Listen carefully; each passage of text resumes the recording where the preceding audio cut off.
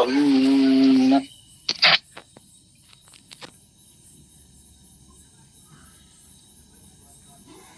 ओम वैदिक ऋतु यजुर्वेद अध्याय 24 मंत्र 20।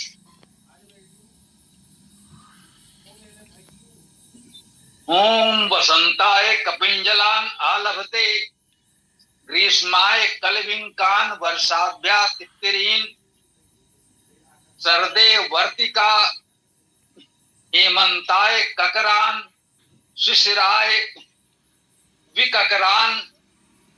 इतना सा मंत्र है। इसमें यह बताया गया है कि विभिन्न ऋतुओं में हमें क्या प्राप्त करना है।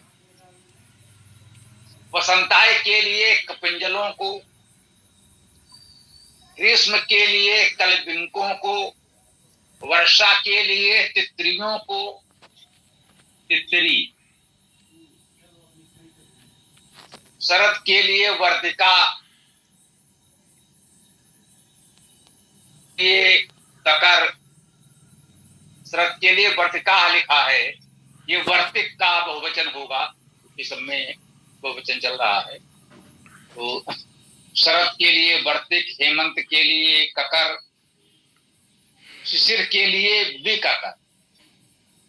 इतने शब्द आए। निश्चित रूप से ये ऋतु तो हमारे समझ में आ रहे हैं। ऋतुओं के लिए जो और शब्द हैं जिन्हें प्राप्त करना है वो क्या हैं? ये सभी शब्द हम लोगों के लिए वर्तमान भाषा में अपरिचित से हैं। इस बसंत के लिए कपिंजलान। अब कपिंजल क्या है? कुछ लोग कह सकते हैं कि ये किसी विशेष का नाम है। तो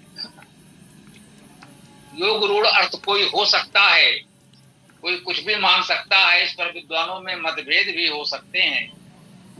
हम लोग शाब्दिक दृष्टि से देखें तो कपिंजलान का अर्थ कंपनशील, कंपित करने वाले हो सकता है। और ये बसंत के लिए कपिंजल है, कंपित करने वाले, कंपित होने वाले। ग्रीष्म के लिए कलविंकान कहा है, तो इसका अर्थ शब्द बपन, शब्द कर्ता, गणनाकार, ये अर्थ इनके निकल सकते हैं। इसको धातु देखने का भी प्रयास करें तो कपिंजल में कपि कंप धातु है, कंपन करना, उससे वो अर्थ ले लिया गया। जल तो जानते ही हैं, जल तो हम लोगों का परिचित है। जल होना, आर्द्र होना, जल धातु भी है। लेकिन जल हम लोग जानते हैं वही है, कुछ और नहीं है।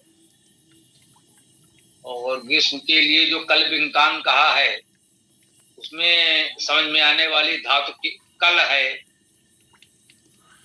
गणना करना, गति करना, शब्द करना आदि इसके अर्थ हैं। स्वाद भी है। बिंक धातु भी एक अलग से है, उसका अर्थ भी गति करना, बोना, ध्वनि करना, शब्द करना, ये भी है। वर्षा के लिए तितरियों को कहा गया है, तो ये तितरीन, तितरियों को भी त्रि धातु ही इसमें एकमात्र दिख रही है। पार करना, तैरना, जितना भी इसका एक अर्थ है। हाँ, वर्षा ऋतु है तो तैरने वाली बात समझ में आती है। थोड़ा तैरने वाले तैराक होने चाहिए। वर्षा ऋतु में उनकी आवश्यकता पड़ती है, पानी भर जाता है तो सभी लोग के डूबने की स्थिति आ सकती है। तो तितरीन का अर्थ तैराक, या जिसे इसमें गोताखोर आदि कहा जाता है, तो घाटों पर ऐसे स्थानों पर तैनात किए जाते हैं कि कोई समस्या हो किसी को तो वो बचा सकें, तो उनकी ओर संकेत माना जा सकता है। शरद ऋतु के लिए कहा है वर्तिक। व्रत धातु तो वर्तमान होना, वर्ण करना, सेवा करना आदि है। हिंसा करना भी इसका एक अर्थ होता है। चमकना, बोलना भी है। हेमंत के लिए ककरान, ककर कहा गया है। इसको धातु कक भी होती है। गर्व करना, चंचल होना,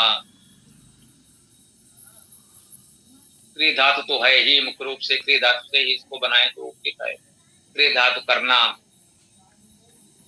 शिशिर के लिए विक्रांत कहा गया है तो भी तो उपसर्ग हो गया, शेष क्रिय धातु है वैसे यथावत रहेगी।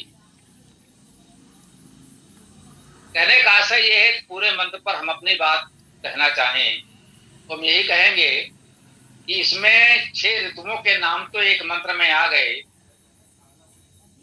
और ये कहा गया कि प्रत्येक ऋतु में कुछ विशेष को आलभते अर्थात प्राप्त करते हैं। प्रत्येक ऋतु के लिए कुछ विशेष उपयोगी है।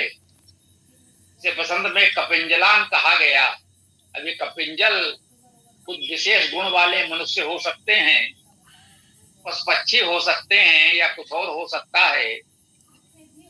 हम पुनः स्पष्ट करें, इसमें विद्वानों में मतभेद हो सकते हैं। इसका भावार्थ क्या लिया? शाब्दिक अर्थ तो हमने आपको धातु के अनुसार बताया, वो रहेगा ही रहेगा, लेकिन उससे जो धातु अर्थ शाब्दिक अर्थ बन रहा है, उन गुणों से युक्त किसको यहाँ माना जाए, इस पर मतभेद हो सकते हैं। तो भाष्यकार ये भावार्थ जो अपनी ओर से बताते हैं, कपिंजल किसको कहा गया है, कलबिंद किसको कहा गया है, तित्तिर किसको कहा गया है, वर्तिक किसको कहा गया है, ककर किसको कहा गया है, या विककर किसको कहा गया। तो सामान्यतः पशुओं से भी इनको जोड़ दे। तित्तिर तो सामान्यतः सुनने में आता है, ये प्राणी पक्षी। वर्तिक लोग एक इसको भी पक्षी मानते हैं। तो सामान्यतः लोग इन सभी को पक्षी के रूप में मानते हैं, विशेष प्रकार के पक्षी, अर्थात बहुत से पक्षियों का ये नाम है। कुछ प्रजातियां पक्षियों की हैं जो इन नामों से जानी जाती हैं। तो ये हो सकता कि इन ऋतुओं में इन पक्षियों का बाहुल्य हो, इनका विशेष महत्व हो। तो ये एक मंत्र का सामान्य अर्थ भाव समझने की दृष्टि से तो हम लोगों ने इस समय जो चर्चा की है, इन मंत्रों को केवल इसलिए ग्रहण किया है कि इनमें ऋतुओं के नाम आए, मासों के नाम आए, संवत्सर की बात की गई। तो इस दृष्टि से इन मंत्रों को हम लोगों ने ज्योतिष या पंचांग संबंधी मानकर इसमें संकलित किया और उस दृष्टि से चर्चा की। तो मुख्य बात यही है कि इस एक छोटे से मंत्र में सभी 6 ऋतुओं के नाम आ गए हैं। उन ऋतुओं में कुछ विशेष को आलभते प्राप्त करने की बात कही गई है। अब ये कुछ पक्षी हो सकते हैं या कुछ और, कोई कह सकता है कोई इस नाम के विशेष गुण वाले औषधि पौधे हो सकते हैं, जिनका सेवन इस ऋतु में किया जाए तो स्वास्थ्य के लिए अच्छा होगा। तो ये आयुर्वेद के लोग अपनी तरफ से कुछ औषधियों पौधों की बात कर सकते हैं, कुछ अन्य लोग पक्षियों को बताते हैं, कुछ अन्य लोग मानवीय गुणों की बात कर सकते हैं। तो ये भावार्थ अलग अलग हो सकते हैं। शब्दार्थ तो वही रहेगा, परंतु इस प्रकार से भावार्थ अलग अलग हो सकते हैं।